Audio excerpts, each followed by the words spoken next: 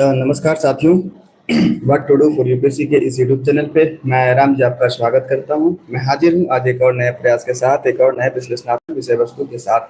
आज के इस टॉपिक को आप शासन व्यवस्था एवं पॉलिटी से जोड़कर देख सकते हैं। गवर्नेंस एवं पॉलिटी टॉपिक है प्रभावी लोकतांत्रिक विकेंद्रीकरण की आवश्यकता। साथियों, जिस भी संविधान के छत्रछाया के अंतर्गत हम सभी अपनी जीवन यापन कर रहे हैं, इसके मूलभूत जो पहलू हैं, इनके जो एक तरीके से कंपोनेंट है जिसके माध्यम से दरअसल लोकतंत्र का एक नींव रखा गया, उनको समझना अत्यंत ही आवश्यक हो जाता है। और इसी क्रम में कई दफा हमने पाया है कि बिना इस प्रारूप को समझे अगर आप सवाल के जवाब देने का प्रयास करेंगे, विशेष तौर पर लोकतंत्र से संबंधित सवालों का, तो कहीं ना कहीं समस्याएं बढ़ती चली जाती है। और ये समस्याएं तब और बढ़ती चली जाती है जब आपके सवाल इंटरव्यू में पूछे गए हों।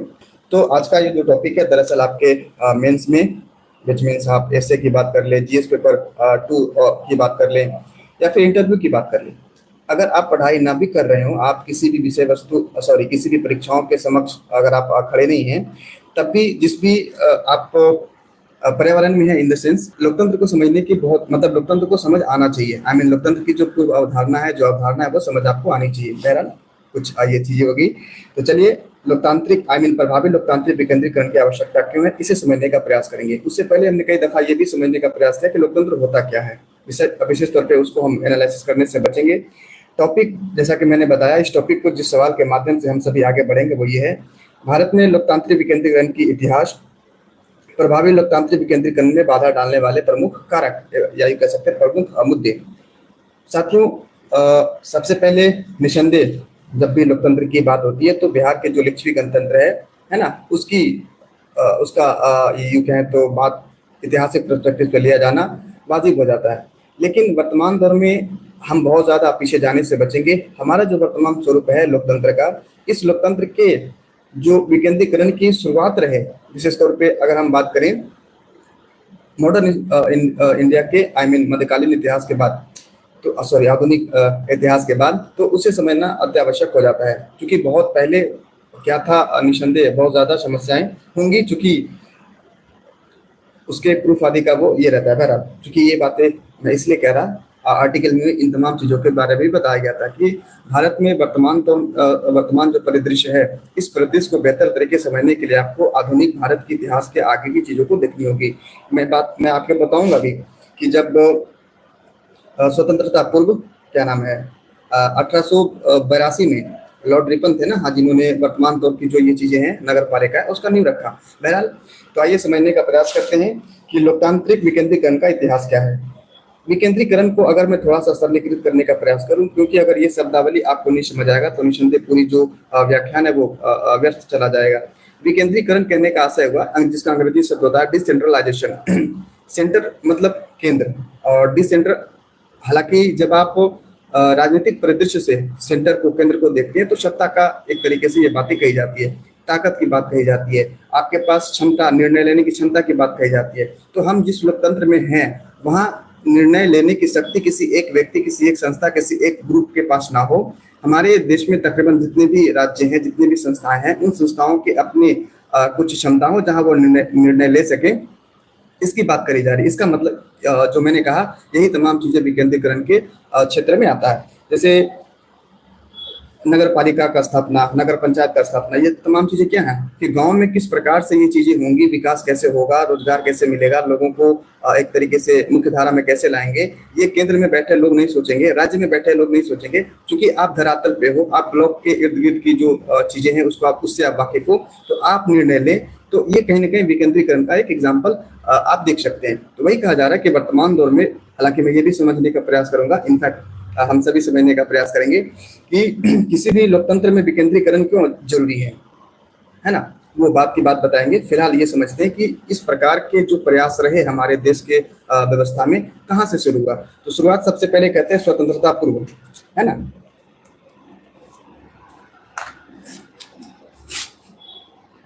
ये क्या, शुरुआत दरअसल सबसे पहले करते हैं स्वतंत्रता पूर्व, और बहुत ज्यादा पीछे जाने से बचेंगे। आपको पता होगा सबसे पहली बार किसी भी अपने मूल सत्ता के इर्द गिर्द जो भी बातें बनाए जाने की बात कही गई 1882 के आसपास, और लॉर्ड रिपन आपको पता होगा वो थे। तो उनके द्वारा 1882 में सबसे पहली बार, जैसे आप इसको यूं माने, आज का जो नगर पालिका है, तो तत्कालिक तौर पे इस प्रकार के नगर पालिका होनी चाहिए। पहली बार 1800 दरअसल क्या नाम है, रिपन का 1882 में देखा गया।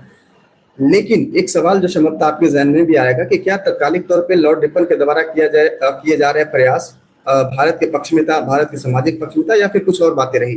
तो निसंदेह तत्कालिक तौर पे कुछ और बातें रही, इस प्रकार से विकेंद्रीकृत करके उनका ध्यान भटकाना था। जैसे तत्कालिक तौर पे जो ईस्ट इंडिया कंपनी रही, वो इस बात से वाकिफ थी कि किसी एक व्यक्ति, किसी एक सत्ता किसी एक व्यक्ति या किसी व्यक्तियों के किसी एक समूह को दबाया जाना आसान होता है।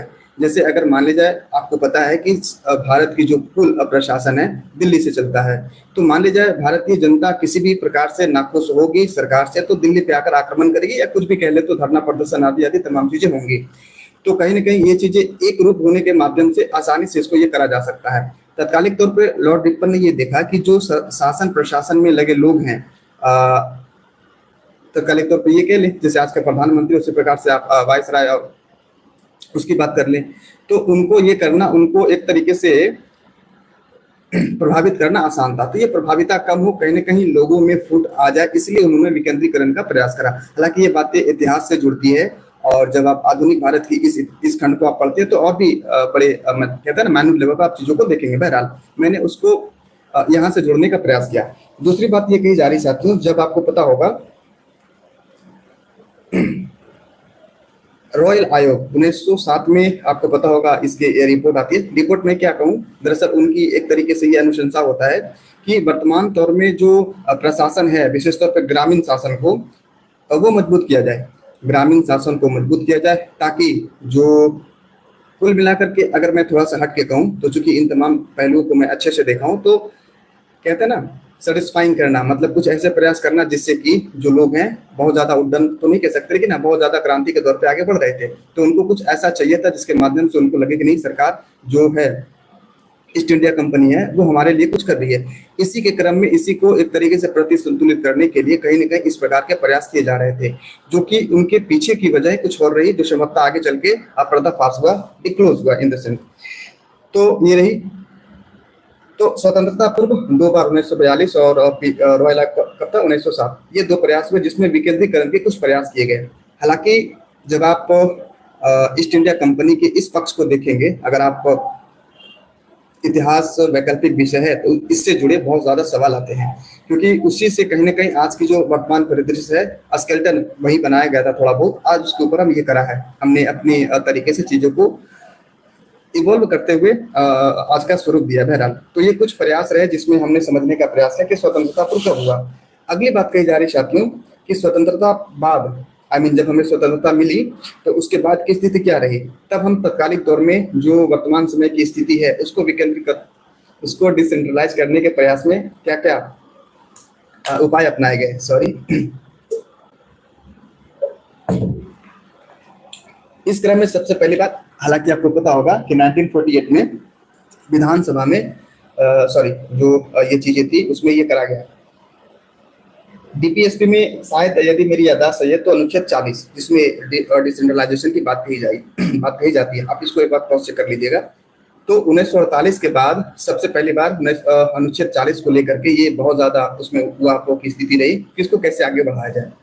एक बार जो संभवतः मुझे लगता है अगर आपको आपके इंटरव्यू में ये सवाल पूछ लिया जाए कि 1991, 92, 90 के देर में आकर लेटर 90s में हमने नगर पालिका और नगर जो पंचायत है उसकी स्थापना करा।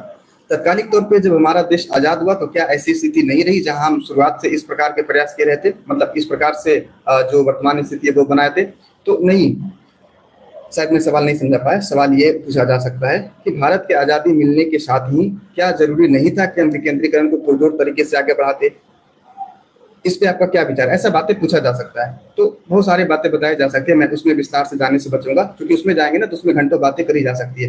कुल मिलाकर के जो कुछ पॉइंट है वो ये कि तत्कालिक तौर में आपको पता है कि बहुत सारे रियासतें रही और किसी एक बार में बहुत ज्यादा उनसे शक्ति का छीनना, कहीं ना कहीं वो फिर अराजकता वाली स्थिति होती है और फिर कुछ भी हो सकता था। तो धीरे धीरे धीरे धीरे चीजें आगे बढ़ते रहे। इसलिए जो तत्कालिक तौर पे जो नेता गण रहे हमारे देश को जो आकार उन्होंने दिया तत्कालिक तौर पे, उन्होंने ये सोचा कि वर्तमान दौर में यदि हम इस प्रकार से बहुत ज्यादा जिम्मेदारी दे देंगे राज्यों पे या फिर राज्य सरकारों पे, तो चूंकि बहुत ज्यादा सोर्स ऑफ इनकम था नहीं, और अगर जो सोर्स ऑफ इनकम रहा भी तो कहीं ना कहीं वो इस तरीके से नहीं था कि उसका प्रयोग एक तरीके से समतुल्यता के साथ हो सके।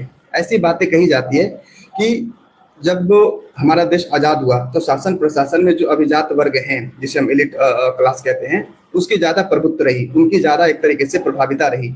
और स्वाभाविक तौर पे जब आपके पास शक्ति होती है, चाहे आर्थिक शक्ति हो, सामाजिक शक्ति हो, राजनीतिक शक्ति हो, और जब आप उससे शेयर करने की बात करते हैं तो निसंदेह बहुत सारे किंतु परंतु आपके जहन में सवाल आता है। तो इसीलिए पहले थोड़ा सा लत लगाया गया, मैं अपने लहजे में कह रहा, इस बात को लेकर कि हम संविधान के छत्र छाया में हैं। और फिर वक्त आने के बाद, हालांकि ये 70, 80, 90 के आसपास भी कर दिए जाने चाहिए था, लेकिन नहीं हुआ, कोई बात नहीं, लेकिन अंततः ये चीजें हुई। तो ये बात रहा। एक सवाल और, तो पता नहीं अगर ये सवाल आ जाए इस प्रकार के मेंस में, तो मुझे ऐसा लगता है एक पक्ष ये भी दिया जाना चाहिए, तकरीबन 4 से 5 हमारे सिफारिश रहे विशेष तौर पर स्वतंत्रता के बाद। उन सिफारिशों को ध्यान में रखते हुए यह जरूर बताया जाना चाहिए कि जो बलवंत राय मेहता की है ना, बलवंत राय मेहता की बात हुई, केवीपी समिति हुई, के संथानम समिति हुई, ये जो तमाम समितियां रही जिनके द्वारा कुछ रिपोर्ट दिए गए, अनुशंसाएं करी गई, इन अनुशंसाओं को कहीं ना कहीं आपके लेखन में, उत्तर लेखन में झलकना चाहिए, लिखा हुआ होना चाहिए। इसलिए मैंने थोड़ा सा उसे नोट रखा ताकि मैं आपको बता सकूं। 1950 के 70 के बीच में आपको पता होगा, 1957 में मैं आपको बता दूं एक बात, जो ये थे, क्या नाम था, नेहरू जी, है ना। नेहरू जी बहुत ज्यादा समाजवादी विचारधारा से प्रभावित थे। हालांकि इसमें कई दफा पक्ष विपक्ष की बात आती है। फिलहाल ये मानते हुए कि समाजवादी कहने का मतलब ये होगा कि जन कल्याण के प्रति राज्य की जो एक भूमिका है वो ज्यादा से ज्यादा हो, इस प्रकार की विचारधारा से वो प्रभावित थे। तो 1957 में बलवंत राय मेहता समिति बनाई जाती है, और कैसे बनाई जाती है, क्या होता है वगैरह वगैरह आपको ध्यान में नहीं रखना है। फिलहाल उनके द्वारा जो अनुशंसा दी गई, उन अनुशंसाओं को आपको ध्यान में रखना है।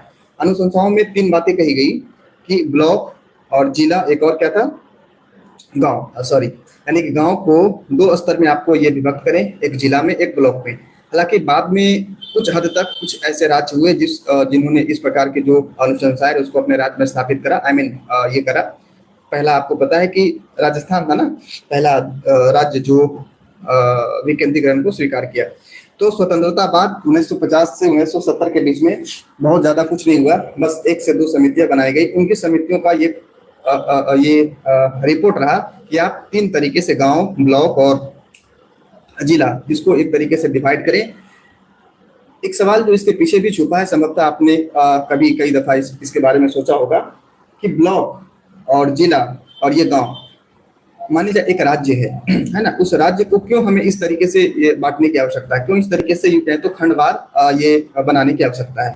तो इसको थोड़ा सा एग्जांपल के तौर पे हम समझें। मान लीजिए आपको किसी भी प्रकार का काम करना है, इन द सेंस कि आपके घर हैं और 5 मंजिला या 1000 स्क्वायर फीट या फिर 2000 स्क्वायर फीट में ये है। उस घर में मान लीजिए बना हुआ है एक तरीके से, अगर आपको डेवलपमेंट करना है, कहता है रिफर्निशिंग करना वगैरह वगैरह चीजें, तो आप सबसे पहले उसको डिवाइड करते हो कि ये किचन का एरिया है, ये लिविंग रूम है, ये डाइनिंग रूम है, ये वगैरह वगैरह तमाम चीजें। उसके बाद ये डिसाइड करते हो कि सबसे पहले किस चीज को बेहतर करने की आवश्यकता है। तो आपको समझ आता है कि सबसे पहले किचन वाला जो एरिया है उसको बेहतर करना है, क्योंकि अगर वो प्रॉपर तरीके से नहीं रहा तो फिर स्वास्थ्य संबंधी चुनौतियां हो सकती है।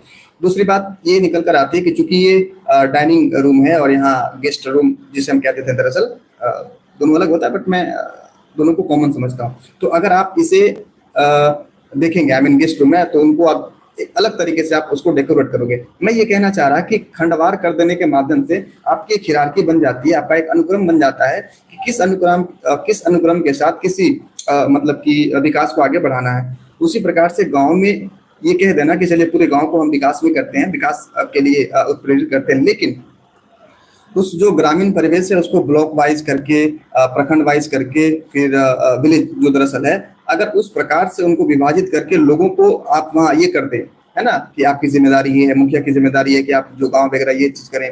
सीओ यानी कि सर्किल ऑफिसर, जो मैं आगे बताऊंगा, वीडियो जो ब्लॉक और डेवलपमेंट ऑफिसर है उसको भी बताऊंगा कि उनकी एक जिम्मेदारी दे दी गई कि हाँ आप आगे चल करके, आप इस क्षेत्र के नायक महानायक जो भी है, सरकार के द्वारा जो भी धनराशि आएगी विकास के लिए आपको प्रयोग करना है। तो ये संभवतः कैसे हो पाया, जब हमने उसे डिवाइड किया, हमने उसे विकेंद्रीकृत किया।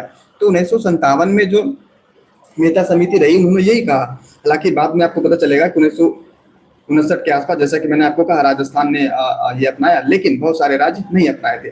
बहरहाल, दूसरी बात ये कही जा रही है कि संस्थानम समिति 1963 में बनी थी, ध्यान में रखना है। इन्होंने भी कुल मिलाकर के बात ये कहा ना कि संस्थानम की बात हम ये करें, तो बहुत सारी बातें कही, लेकिन उन बातों में जो सबसे ज्यादा मतलब नोटिस की जाने वाली बात थी वो था वित्तीय समस्या को लेकर, वित्तीय संस्थान को लेकर। क्योंकि आपको पता है कि समाधान के लिए समस्या के समाधान के लिए कहीं ना कहीं विशेष तौर पे जब हम विकास की बात करते हैं तो फंड की आवश्यकता होती है, पैसे की आवश्यकता होती है।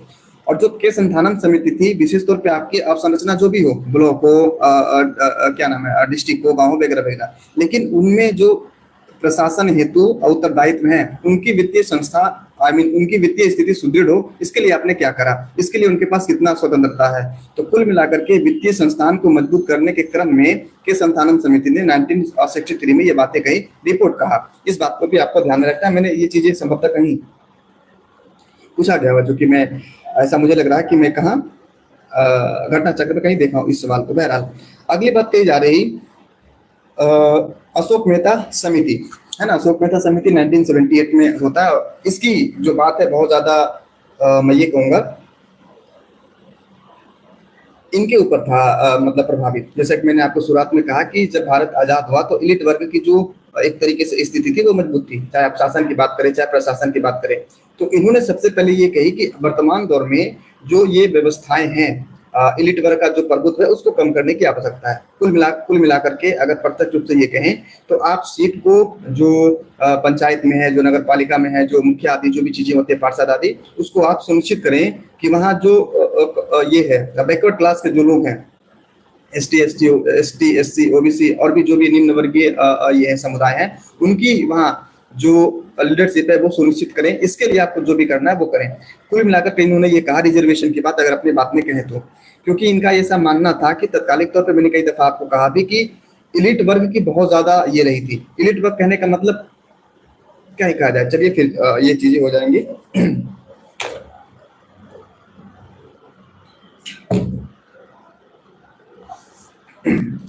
तो 78 में ये बात कही गई। अगली बात, अब यहाँ से कुछ चीजें बदलती है।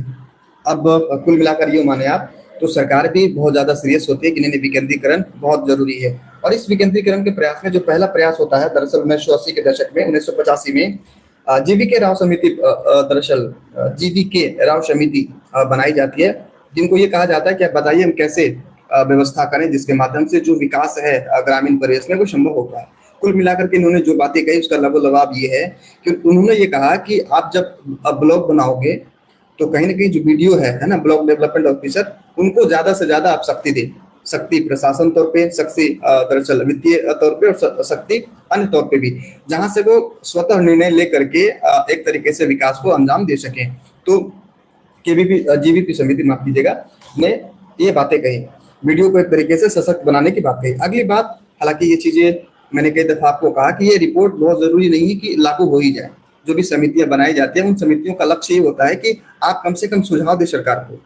आप जो कहेंगे सरकार मान ही लेगी, ऐसा कुछ भी नहीं है। तो सुझाव में जो हमने देखा ऊपर से कि बलवंत राय मेहता की समिति जो 1957 के आसपास बनाई गई, और अभी 1984 में 85 में दरअसल जीवीके राव समिति, बीच में वीडियो को सशक्त करने की बात कही। बहरहाल, अगली बात कही जा रही है 1900 एलन सिंह भी, ये बहुत जरूरी था। कई दफा आपने देखा होगा साथियों, जैसे मैं एग्जाम्पल के तौर पे आपको बता दूं, मान लिया आपके हाथ में एक पाव रोटी दे दी जाए, मैं अपने तरीके से एग्जाम्पल दे रहा, अगर 1920 हो तो फिर आप इसे संभाल लेना। कुल मिलाकर ये बातें कही कि आपको अगर अधिकार दे दिया जाए लेकिन उस अधिकार के प्रयोग करने की बात ना हो, तो कहीं ना कहीं संभावना ये होती है कि आपको उसी प्रकार से मैं ये कह रहा कि मान लीजिए आपको तो आइसक्रीम दे दिया गया हाथ में, लेकिन आइसक्रीम खाने की इजाजत आपके पास नहीं है। तो इसका क्या मतलब है कि एक तरीके से आपको कहीं ना कहीं फंसाया हुआ रखा गया है, मतलब झूठे तरीके से आपको संतुष्टि करने की प्रयास करी जा रही है। इसी क्रम में जो हमारा एलन सिंह समिति है जो बनाया गया, उन्होंने ये कहा कि आप इस प्रकार से अगर चीजों को व्यवस्थित करते हुए स्केलेटन को बनाएंगे, इस प्रकार की जो पोर्टफोलियो आदि जो भी आप जैसे भी समझे अगर बनाते हैं आप, अगर उनको स्वायत्ता नहीं मिलेगी, अगर उनको एक तरीके से संविधान से ये परमिशन कहते हैं ना, संवैधानिकरण अगर आप नहीं करेंगे तो समस्याएं, मतलब आपको ऐसा लगेगा कि जो समाधान है वो हो रहा है, लेकिन वाकई में होगा नहीं। तो सबसे पहले इन्होंने ये कहा, एलन सिंघवी समिति की जो रिपोर्ट है उनमें, कि आपको सबसे पहले संवैधानिक दर्जा देना होगा। और इसी के बाद से जो स्थिति बनी, आपको आगे मैं बताऊंगा भी कि ये चीजें 1986 में हुई थी और 1992 में 73वां और 74वां संविधान संशोधन होता है और फिर संवैधानिक दर्जा मिलता है। तो इस प्रकार से हमारे देश में विशेष तौर पे कुछ प्रयास रहे जिसके माध्यम से विकेंद्रीकरण, डिसेंट्रलाइजेशन की स्थिति बनी। लेकिन एक सवाल जो संभवतः आपके ध्यान में आ रहा होगा कि डिसेंट्रलाइजेशन की एक स्केलेटन आ जाना है ना, लेकिन जो उस स्केलेटन में चीजें भरी जाती है, विचारधारा आदि आदि, उस विचारधाराओं का धरातल स्वरूप में इम्प्लीमेंट होना, क्रियान्वित होना निसंदेह आज भी बहुत बाकी है। पंचायत की बात करते हैं, नगर पालिका की बात करते हैं, नगर परिषद की बात करते हैं, आज भी लोगों के द्वारा जो भी राजनीतिक ये चीजें हैं वो हो रही है। लेकिन जिस परिदृश्य से, माफ कीजिएगा, जिस परिकल्पनाओं पर आधारित उन तमाम चीजों को बनाने का जो प्रयास किया गया था, क्या उन परिकल्पनाओं को हम आज छू पाए? निसंदेह कहीं ना कहीं हाँ कहने से बचना चाहिए, क्योंकि विकेंद्रीय, जैसे आप आगे मैं बताऊंगा,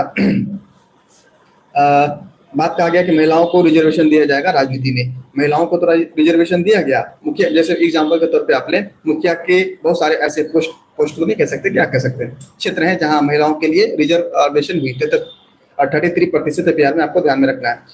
महिलाएं तो बनी, मुखिया बनी, लेकिन महज वो स्टाम्प, मतलब क्या कह सकते हैं, स्टाम्प को हिंदी में क्या कहते हैं, मुहर प्रकार की। तो मतलब ये कि उसके बनिस्पत प्रधानपति जो है वो ज्यादा से ज्यादा इसमें ये चीजें हैं, आई मीन इंटेंगल हैं, और कहीं ना कहीं जो भी बड़े बड़े निर्णय होते हैं वो उनके द्वारा लिया जाता है। तो जो हमारी परिकल्पनाएं रही कि हम एक्टिव तरीके से महिलाओं को राजनीति में लाएंगे, और उसके लिए हमने आरक्षण की बात करा, लेकिन उस आरक्षण के जो अप्रत्यक्ष रूप से लाभ मिलने चाहिए महिलाओं को नहीं मिला। लेकिन यहाँ ये कहना संभवतः अतिशयोक्ति होगी कि ये खराब हमने करा, आई मीन ये चीजें जो दरअसल सुधार नहीं लाई। चूंकि पहली बार में स्वाभाविक तौर पे महिलाओं को भी बहुत ज्यादा एक्सपोजर नहीं मिला था हमारे भारतीय समाज में, तो कहीं ना कहीं शुरुआती दौर में उनको एक्सपोजर मिल रहा, उनको इस बात का एहसास हो रहा कि हम भी जो भारत का जो एक तरीके से लोकतंत्र है, इसकी भागीदारी प्रत्यक्ष रूप से कर सकते हैं। तो एक्सपोजर मिलना भी जरूरी होता है। और चूंकि हमने ऐसा भी कहा कि 25 और 10 तकरीबन 3 दशक हो गए हैं नगर पालिका इन तमाम चीजों को बने हुए, तो धीरे धीरे आप देख पा रहे होंगे कि महिलाओं की भागीदारी भी राजनीतिक रूप में सक्रिय रूप से बढ़ रही है। और ये चीजें कहीं ना कहीं लोकतंत्र की जो एक बैलेंस है, जो संतुलन है, उसके लिए अत्यावश्यक है। तो ये बातें रही। तो ये कुछ प्रयास रहे साथियों, जिसमें हमने समझने का प्रयास किया कि जो लोकतांत्रिक विकेंद्रीकरण का इतिहास है विशेष तौर पर भारत में कैसा कैसा रहा। हमने 1882 क्या नाम था, लॉर्ड रिपन से लेकर के 1992 तक जो चीजें थी, संविधान संशोधन 73वां 74वां, वहां तक देखा। हालांकि इसे और भी बेहतर तरीके से बताया जा सकता था अगर आप ऐतिहासिक पर्सपेक्टिव से देखेंगे तो। लेकिन चूंकि अभी फिलहाल ये समझते हुए आगे बढ़ना है कि भारत में लोकतांत्रिक विकेंद्रीकरण की आवश्यकता क्यों है, न सिर्फ लोकतांत्रिक विकेंद्रीकरण हो बल्कि प्रभावी लोकतांत्रिक विकेंद्रीकरण हो, है ना। तो हमने पृष्ठभूमि के तौर पे देखा। आइए अब हम समझने का प्रयास करते हैं साथियों कि भारत में लोकतांत्रिक विकेंद्रीकरण में बाधाएं क्या क्या हैं, है ना। क्या ऐसी समस्या है जिसकी वजह से जो डिसेंट्रलाइजेशन होना चाहिए संभवतः नहीं हो पा रहा। अगली बात कही जा रही राजकोषीय, बाधाओं में पहली बात कही जा रही है राजकोषीय निर्भरता एवं कमजोर राजस्व की स्वायत्तता। मैंने ऊपर अभी आपको बताया ही था कि जो के संस्थानन समिति थी 1963 में बनाई गई थी, उन्होंने सबसे ज्यादा ये दिया कि आप वित्तीय निगम की स्थापना करें, उनको फंड के लिए, उनको पैसे के लिए स्वतंत्र करें, फिर वो स्वतः एक तरीके से आप ये कहें तो विकास को अंजाम दे देंगे। तो पहली चुनौती फंड को लेकर है, जिसे हम कहते हैं राजकोषीय निर्भरता। आरबीआई का एक बात दरअसल ये चीज था कि जो नगर पालिका आती है 60% वहां से टैक्सेशन दरअसल मिलता है। किनको? नगर निगम से, माफ कीजिएगा, नगर निगम से। देश की जो व्यवस्थाएं हैं उसमें 60% जो ये है टैक्सेशन है वहां से आती है। लेकिन जब हम बात इस माध्यम से ये वहां पैसे देने की बात करते हैं तो 0.06% है। हालांकि यही तो है लोकतंत्र, मतलब ये कि जिनके पास ज्यादा है, जिनके पास कुछ भी नहीं है। तो संतुलन, प्रति संतुलन बनाने के लिए ही तो राज्य है ना। तो ये चीजें गलत नहीं है बहरहाल, लेकिन चिंता का विषय है बहुत गहरा। तो राजकोषीय निर्भरता दरअसल हमने बात करा। अगली बात इसमें ये की जा रही साथियों कि राज्य वित्त आयोग की स्थापना, निसंदेह जो के संस्थानन की ये चीजें थी, रिपोर्ट था, अनुशंसाएं थी। आज भी हमारे देश में तकरीबन 9 ही ऐसे राज्य हैं जहां वित्त निगम की स्थापना है, जिसे हम राज्य वित्त आयोग कहते हैं। तो ये समस्याएं दरअसल कहीं ना कहीं बहुत बड़ी है। स्टेट इंग्लिश में क्या होता है इसका, स्टेट फाइनेंस कमीशन, हाँ, राज्य वित्त आयोग। तो पहली बात, हाँ, एक सवाल और, 9 राज्यों में राज्य वित्त आयोग है ना, स्टेट फाइनेंस कमीशन। अब एक सवाल संभवतः आपके समझ में आया होगा कि जो वित्त आयोग हमारा सेंटर वाला है और ये दोनों में कुछ फर्क होता है। फर्क कुछ भी नहीं है, दरअसल उनका भी वही काम है और इनका भी यही काम है। उनका काम सेंट्रल लेवल पे, इनका काम दरअसल राज्य वित्त आयोग का काम स्टेट लेवल पे है। सबसे पहले इनकी इनकी बना करके, मतलब इनके बनाने के पीछे की वजह ये कहेगी कि आप बताओगे कि कितना पैसा कहाँ कहाँ डिवाइड करना है। कुल मिलाकर के जो सिफारिशें होंगी एक तरीके से उनके द्वारा वो बताना है। मान लीजिए दिल्ली को ही आप ले लें, तो दिल्ली का, मान लीजिए बिहार को है ना, क्योंकि ये चीजें बेहतर है। बिहार को अगर लेंगे, वहां के जो वित्त आयोग है वो कहता है कि हाँ, आप इस क्षेत्र को इतना प्रतिशत, इस क्षेत्र को इतना प्रतिशत दें। बहरहाल मैं ज्यादा डीप जा रहा हूं, कोई बात नहीं। कुल मिलाकर के जो डिस्ट्रीब्यूशन है उसको निर्धारित करेगा राज्य वित्त आयोग। अब ये होगा क्या कि अगर निर्भरता, माफ कीजिएगा, अगर इस तरीके से प्रत्यक्ष तौर पे कहीं ना कहीं एक बंटवारा दिखेगा, एक स्लैब दिखेगा कि हाँ, कि ये इसके लिए है, ये उसके लिए, तो कहीं ना कहीं जो कॉन्ट्राडिक्शन है वित्त को लेकर वो नहीं होगा। और एक समस्या ये भी बताई जाती है कि हमारे देश में जो पंचायती राज्य व्यवस्थाएं हैं उसमें बहुत ज्यादा कॉन्ट्राडिक्शन होने के कारण भी कहीं ना कहीं जो ये समस्याएं हैं, विशेष तौर पर आर्थिक समस्याएं, वो बढ़कर आई मीन वो ज्यादा से ज्यादा होती है। तो अगर हम राज्य वित्त आयोग, हालांकि सरकार के द्वारा, सॉरी, केंद्र सरकार के द्वारा ये मैंडेटेड नहीं है, वो ये नहीं कह सकते कि आपको स्थापित करना ही पड़ेगा। अभी कितने राज्य में राज्य वित्त आयोग है? मात्र 9, और 9 ही है। अगर इधर चेंज हो गया हो तो नहीं पता, लेकिन हाँ, कुछ दिन पहले जहां तक मुझे ध्यान में 9 राज्यों में था। बहरहाल तो ये चीजें करी गई। खैर, तो ये कुछ प्रयास रहे साथियों, जिसमें सबसे पहले हमने समझने का प्रयास किया कि कमजोर राजस्व स्वायत्तता। राजस्व स्वायत्तता बहुत जरूरी है, क्योंकि आपको, जैसा कि मैंने कहा, कि जिंदा रहने के लिए अधिकार दे दिया गया कि आप जिंदा रह सकते हैं, आपको कोई नहीं मारेगा। लेकिन जिंदा रहने के क्रम में आपको चाहिए क्या? कहीं ना कहीं खाना चाहिए, कहीं ना कहीं भोजन चाहिए, कहीं ना कहीं कपड़ा वगैरह, शिक्षा आदि चाहिए, और उसको देने के लिए दरअसल व्यवस्था है ही नहीं। तो आपके जीवन जीने की जो एक स्वतंत्रता है, होकर भी आप कहीं ना कहीं किसी अप्रत्यक्ष रूप से बंधे पड़े हैं। उसी प्रकार से गवर्निंग बॉडी को स्वतंत्र कर देना ही एक तरीके से जो डिसेंट्रलाइजेशन है, नहीं है, पर्याप्त नहीं है। कहीं ना कहीं उस संस्था को एक ऐसे स्वरूप से भी जुड़ना होगा जहां से वो अपनी जो ये है वित्तीय सहायता है, या यूं कह ले वित्तीय जो जरूरत है उसको पूर्ति कर सके। अभी फिलहाल पंचायती राज्यों को ये बहुत बड़ी समस्याएं उत्पन्न हो रही है, विशेष तौर पे पैसे को लेकर अगर अब ये कहें तो। अगली बात कही जा रही है राजनीतिक एवं प्रशासनिक विकेंद्रीकरण। जब आपको राजनीतिक एवं प्रशासनिक केंद्रीकरण कहने का आशय होगा, 11वीं सूची को आपने देखा होगा। 11वीं सूची में तकरीबन 29 हो, लेट मी श्योर, लिखा हुआ नहीं पर हाँ संभवतः मुझे ध्यान में है कि 11वीं सूची में राज्य और पंचायती जो राज्य जो है वो एक तरीके से 29 विषय हैं। उस 29 विषय पे अगर एग्जाम्पल के तौर पे मैं बता दूं, मान ली जाए मैं पंचायती राज का ये दरअसल ये है, मतलब आप कुछ भी कह रहे हैं ना, नगर निगमों की बात कर ले, तो अगर मुझे अपने ही 29 विषयों पे कानून बनाना होगा किसी भी प्रकार का, या फिर वित्त संबंधी कोई भी निर्णय लेना है, तो मुझे राज्य से परमिशन लेना होगा, राज्य की अनुमति लेना होगा। तो कहीं ना कहीं जो मैंने आपको कहा कि आपको तो ये कहा गया कि आप स्वतंत्र हैं, लेकिन स्वतंत्रता को जीने के लिए जिस चीज की जरूरत होगी वो दरअसल राज्य के अपने पास रखा है। यानी कि वित्त की जो समस्याएं हैं वो दरअसल तो बनी हुई है। तो सबसे पहले ये कहा गया दरअसल समस्याओं में कि आपको सबसे पहले राजनीतिक के साथ साथ, प्रशासनिक के साथ साथ वित्तीय विकेंद्रीकरण की आवश्यकता है। अगली बात इसमें ये की जा रही, हालांकि जब आप इसे और माइन्यूट लेवल पर जाकर देखेंगे साथियों, जो कि अच्छा लगेगा पढ़ने में भी, डीपीसी, डिस्ट्रिक्ट योजना को क्या कहते हैं, प्लान, है ना, डिस्ट्रिक्ट प्लान कमिटी, दरअसल कमीशन, है ना, डीपीसी बनाया गया। डीपीसी कहने का मतलब ये हुआ कि एक तो केंद्र है जो ये देखेगी कि कौन से राज्य में कैसे कैसे व्यवस्था आगे बढ़ाना है, कौन से फ्लाईओवर कहाँ बनाने हैं, फ्लाईओवर तो नहीं कह सकते, वो क्या नाम है, नेशनल हाईवे कहाँ बनाना है। उसी प्रकार से राज्य अपने राज्य के लिए जिम्मेदार है। तो जिला के लिए कोई एक ऐसा समूह हो, कोई एक ऐसा तंत्र हो जो दरअसल डिस्ट्रिक्ट में कैसे विकास को मतलब आगे बढ़ाया जाए, इसके लिए डीपीसी बनाई गई। फिर मैं आगे चल के यही कहूंगा, लेकिन बनाया तो गया, लेकिन जो ये पैसे हैं वो दरअसल केंद्र और राज्य के ऊपर ही निर्भर है। तो ये एक समस्या की बात कही जाती है, बाधा की बात कही जाती है। अगली बात कही जा रही,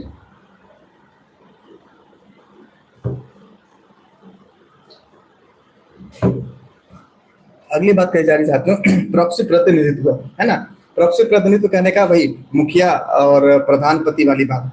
मान लीजिए महिला जो है दरअसल प्रधान है, लेकिन सारा काम काज जो दबदबा या भी जो भी कह रहे राजनीति, जो सक्रिय राजनीति है वो दरअसल प्रधानपति के द्वारा करा जा रहा है। तो ये एक समस्याएं रहती है जिसे हम दरअसल कहते हैं प्रॉक्सी लीडिंग, है ना। इसको हिंदी में क्या कहा था, प्रॉक्सी प्रतिनिधित्व। तो ये एक समस्याएं रहती है विशेष तौर पे। हालांकि मैं ये नहीं मानता कि समस्याएं आने वाले दिनों में बरकरार रहेगी, क्योंकि महिलाओं को जब आप सशक्तिकरण के माध्यम से जोड़ेंगे, जब उनको इस बात का एहसास होगा कि उनके लिए जो एक ये है अधिकार है क्या है, तो निस्संदेह वो अपने हक के लिए लड़ते हुए आगे बढ़ेंगी। शिक्षा उनको सबसे पहले चाहिए, जो कि मिल रहा है। और जब आप परसेंटेज वाइज देखेंगे तो महिलाओं मतलब लड़कों से ज्यादा महिलाओं को इन द सेंस मिल रहा ज्यादा शिक्षा percentage wise. Why I am getting allergy in my nose? बहरहाल अगली बात कही जाए तो स्थानीय शासन में डिजिटल का अभाव। एक डेटा दरअसल मुझे मेरी नजर पड़ी थी कि आज भी हमारे देश में जो 40% से अधिक ग्राम पंचायतें हैं उसमें डिजिटल अटेंडेंस की व्यवस्था नहीं है, और ये समस्याएं बहुत ज्यादा विकराल है। निस्संदेह आपको प्राइमा फेसी में ये लगता होगा नहीं तो क्या होगा, लेकिन जो इफिशियंसी है, जो पारदर्शिता है, उसके लिए डिजिटल का होना, विशेष तौर पर डिजिटल अटेंडेंस का होना अत्यावश्यक है। डिजिटल अटेंडेंस होने के बाद भी लोग न जाने किन किन प्रकार के है ना जुगाड़ लगा करके ये चीजें, भ्रष्टाचार वाली चीजें कर लेते हैं। अगर ना हो तो फिर कैसे समस्या का आपको पता चलेगा। तो ये समस्याएं रही है, और इस समस्याओं के समाधान हेतु भारत सरकार ने काफी ऐसा प्रयास करा है। हालांकि उस प्रयास के जो प्रतिफल मिलने चाहिए, फिलहाल अभी हम सभी अछूते हैं। अगली बात कही जा रही है, तो ये कुछ दरअसल मुद्दे थे, चुनौती थे, जिसे हमने समझने का प्रयास किया। लोकतांत्रिक विकेंद्रीकरण को पुनर्जीवित करने के उपाय, विच मीन्स आपको क्या ऐसे उपाय करा जाए जिससे लोकतंत्र की जो पुनर्कल्पना है, हालांकि कल्पना तो यहाँ कहना पुनर्कल्पना तो नहीं कह सकते, लेकिन हाँ जो विकेंद्रीकरण है उसको हमने कहा कि 1947 से के बाद के जो प्रयास हुए, प्रयास बहुत बड़े पैमाने पर नहीं हुए। अब क्या किया जाए, या जो वर्तमान स्वरूप है उस स्वरूप में किस प्रकार के सुधार किए जाए जिससे कि व्यवस्थाएं और सुदृढ़ हो, और हमारे जो विकास का क्रम है वो तेज गति से आगे बढ़ सके प्रभावी विकेंद्रीकरण के साथ। तो इसमें सबसे पहली बात, जैसे हमने ऊपर अभी बात कराई था, पैसा है तो सब कुछ, नहीं तो फिर समस्याएं हो जाती है। उसी प्रकार उपाय के क्रम में राज्य वित्त आयोग को राजकोषीय स्वायत्तता करा जाए। कुल मिलाकर के उनको एक वित्तीय प्रावधान से जोड़ा जाए, एक वित्तीय सोर्स हो, एक आय का सोर्स हो। जैसे मैं नगर पालिका की बात कर रहा हूँ, तो जो रोड टैक्स है, जो होम, उसको क्या कहते हैं, घर पे जो टैक्स लगता है, होम टैक्स जो भी है, उन तमाम करों को कहीं ना कहीं जो पंचायती व्यवस्था से जुड़े तंत्र है उनको कलेक्ट करने की ये चीज करा जाए। तो कहीं ना कहीं अगर इस प्रकार से उनके स्रोत बढ़ेंगे तो निस्संदेह उनके ऊपर जो एक दबाव है विशेष तौर पर काम करने का, वो तभी संभव हो पाएगा, या उस दबाव से तभी वो उभर पाएंगे जब वो काम करेंगे। क्यों? क्योंकि उनके पास पैसे आ रहे हैं, तो पैसे का वो एक तरीके से वो यूज कर पाएंगे। तो सबसे पहली बात वही कि राजकोषीय स्वायत्ता दिया जाए। दूसरी बात इसमें ये कही जा रही कि जो प्रशासनिक स्वायत्ता है, विशेष तौर पर आप इसको यूं माने तो राज्य जो उसको क्या कहते हैं, ओवरलैपिंग का अधिभावी एक हिंदी शब्द है, विच मीन्स जो कंट्रोल है राज्य का बहुत ज्यादा ना हो, विशेष तौर पे वहाँ जहाँ मतलब विकास की बात हो रही हो। अगर उनके पास पैसे हैं, सोर्स ऑफ इनकम है, अगर उनके पास स्वतंत्र एक तरीके से विचार है, स्वतंत्रता है उस पैसे को यूज करने का, विकास को संचालित करने का, तो वो कर पाएंगे। और ऐसा देखा गया है कि अगर जितना ज्यादा आप स्वतंत्र तरीके से चीजें करेंगे उतना ही तेज गति से विकास भी आपको देखने को मिलेगा। तो राज्य सरकार द्वारा बहुत ज्यादा उनके ऊपर ये चीजें ना हो, ये कहें तो, क्योंकि अगर अभी जो पंचायती राज्य हैं सरकार से क्यों, मतलब राज्य सरकार से क्यों वो दरअसल ये चीज है, क्योंकि मंजूरी किस बात को लेकर, पैसे को लेकर, तो कहीं ना कहीं निर्भरता तो आप अल्टीमेटली वहाँ है। तो इस निर्भरता को कम करने के एवज में अगर आप इस तरीके से व्यवस्थाएं को बढ़ाएंगे तो निस्संदेह व्यवस्थाएं सुदृढ़ होगी, और हमारा जो लोकतांत्रिक विकेंद्रीकरण का जो संकल्पना है वो कहीं ना कहीं धरातल लेवल पे दिखेगा। अगली बात कही जा रही, हालांकि जब हम, हाँ एक बात और, सेकेंड ARC था ना, हाँ सेकेंड ARC में रिपोर्ट करी गई थी कि सबसे पहले आपको कहीं ना कहीं जो निर्णय लिए जा रहे हैं पंचायतों के द्वारा, माफ कीजिएगा, ये इनके द्वारा, उनको स्वतंत्र करा जाए, हर विषय में स्वतंत्र करा जाए। सेकेंड ARC का ये चीजें, ये आपको ध्यान में रखिएगा, क्योंकि जब भी आप एसए या मेंस का सवाल GS का पेपर भी अगर लिख रहे हो तो इस प्रकार की कोटेशन देने से निस्संदेह प्रभाविता बढ़ती है। बहरहाल अगली बात कही जा रही, पेशा एक्ट 1996, आपको पता होगा, panchayat extension to the schedule area, PESA Act 1996 में लाया गया। आज भी हमारे देश में इसकी जो पूर्ण तरीके से जो क्रियान्वयन होना चाहिए, इम्प्लीमेंटेशन होना चाहिए पेशा एक्ट का, नहीं हुआ है। तो ये एक समस्याएं हैं। आज जो पंचायत की बात करी जाती है, विशेष तौर पे जो टियर 2 टियर 3 शहर है एक तरीके से, उसके इर्द गिर्द के जो गांव है वहाँ ये पूर्ण तरीके से है। लेकिन जब हम शेड्यूल एरिया तक पंचायत को बढ़ाने की बात करते हैं 1996 के माध्यम से, तो कहीं ना कहीं आज भी अधूरा है। और विशेष तौर पे इस एक्ट को पूरे तरीके से प्रभावी किए बिना ये बहुत कम संभव है कि हम विकेंद्रीकरण को सामूहिक तौर पे जो डिसेंट्रलाइजेशन है उसका बात करें, अधूरी बात होगी, है ना। आगे बात कही जा रही पारदर्शी कराधान, जिसमें पारदर्शी कराधान करने का आशय हुआ कि प्रत्यक्ष रूप से पता हो कि स्टेट सरकार यानी राज्य सरकार जो है वो कहाँ कहाँ कर लगाएगी, जो ये चीजें हैं पंचायती राज व्यवस्था के अंतर्गत जो तंत्र है वो कहाँ कहाँ लगाएंगी, नगर निगम कहाँ लगाएगा, है ना। ये चीजें प्रत्यक्ष रूप से होना चाहिए, पारदर्शी तरीके से एक लाइन होना चाहिए जिसमें दोनों चीजें अलग अलग हो। अगली बात इसमें ये कही जा रही कि जो राजस्व है क्या उसको कहते हैं, क्रिएशन को हिंदी में सृजन, राजस्व सृजन हेतु दरअसल ये चीजें होनी चाहिए, उनके पास ज्यादा से ज्यादा ऑप्शन होना चाहिए। और एक बात मैं बता दूं, जो इंदौर नगर पालिका है, देख मैं लिखा था होगा कहीं पे, खैर जो इंदौर नगर पालिका है उन्होंने ग्रीन बॉन्ड जारी करा, है ना, नगर पालिका बॉन्ड जारी करा और वहां से वो इन्वेस्टमेंट करके वहां से पैसा लेकर के बाजार से फिर अपने विकास की व्यवस्थाओं को आगे करा। और ये कहीं ना कहीं पूरे भारत में जो भी नगर पालिकाएं हैं उनके लिए एक आदर्श स्वरूप है, उनके लिए कहीं ना कहीं आप ये कह सकते हैं आइडियल, जो भी आपके लिए आदर्श स्थिति है जिसमें उनका आप अनुकरण कर सकते हैं। अगर ऐसा होगा, इस प्रकार से नगर पालिकाएं अगर व्यवस्थित तरीके से जो राजस्व सृजन है कर पाएंगी, तो निस्संदेह जो उनकी निर्भरता है राज्य सरकार के ऊपर वो कमेगा। और अगर निर्भरता कमेगा विशेष तौर पे अर्थव्यवस्था के आर्थिक पर्सपेक्टिव से, तो कहीं ना कहीं वो स्वतंत्र तरीके से निर्णय को एग्जीक्यूट कर पाएंगे।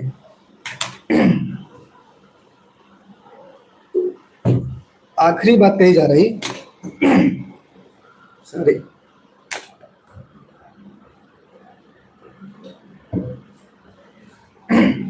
अगली बात कही जा रही साथियों, क्षमता निर्माण हेतु प्रशिक्षण का होना। जैसे मैंने अभी आपको कहा कि आज भी 40% ऐसे पंचायती राज व्यवस्था अभी संचालित हो रही जिसमें किसी भी प्रकार का डिजिटल अटेंडेंस जैसी स्थिति नहीं है।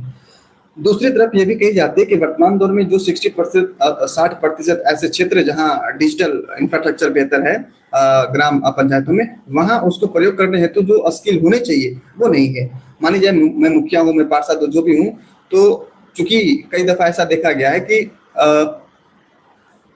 है ना, अनपढ़ तो नहीं कह सकते, बना बहुत ज्यादा ज्ञान, तकनीकी ज्ञान ना होने के बावजूद भी उनकी स्थिति ऐसी होती है कि वो मुखिया या फिर जो भी चीजें बन जाते हैं। तो उनको इस प्रकार से शिक्षा दिया जाए ताकि वो लैपटॉप को, कंप्यूटर को, जो भी चीजें वो समझ सके, वो चला सके, ताकि उनके द्वारा होता है ना कई दफा कि मुखिया जी पढ़े लिखे नहीं है और फिर उनसे जो भी गलत साइन वगैरह करवा करके बहुत सारे भ्रष्टाचार कर दिया जाता है। ऐसे आए दिन आपको एग्जाम्पल देखने को मिलता होगा।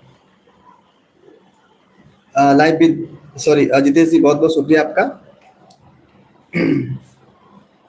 जुड़ने के लिए, बहुत बहुत धन्यवाद।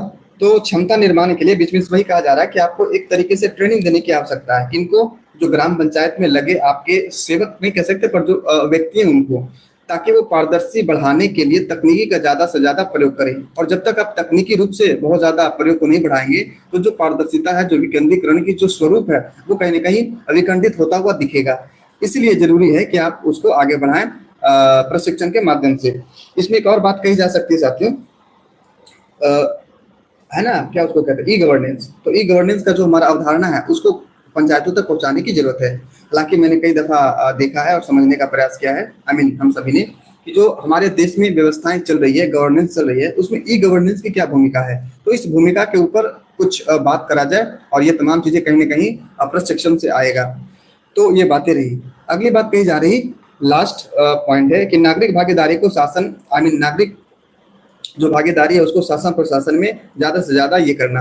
और मैंने कई ऊपर आपको बढ़ाया भी था, ऊपर कौन से थे 1963 में बलवंत राय मेहता समिति, जिनके सिफारिश में ये भी बात कही गई थी कि जब तक आपका लोकतंत्र विकेंद्रीकरण एक तरफ लोकतंत्र, एक तरफ प्रभावी लोकतंत्र का विकेंद्रीकरण, ये दोनों संतुलितता के साथ तभी आगे बढ़ पाएंगे जब आप जन भागीदारी को, सामुदायिक भागीदारी को एक तरीके से इसमें नहीं ला पाएंगे।